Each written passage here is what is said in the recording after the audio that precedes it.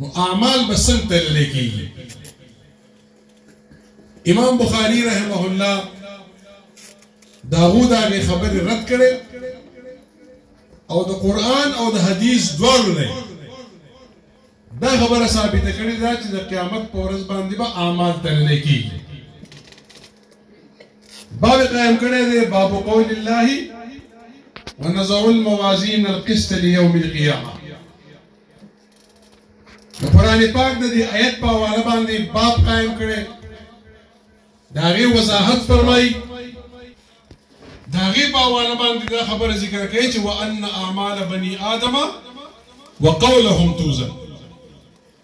وی د بني ادم او د انسانانو اعمال او داغه اقوال دا بتل لیکيږي. بیا دا لفظ د قسط په کې راغلو وقال مجاهد د امام مجاهد رحمه الله قول ذکر کړی دی چې القسطاس العدل بالروميه. ودا قسطاس ودا په رومي ژبه کې عدل او انصاف ته ویل کېږي.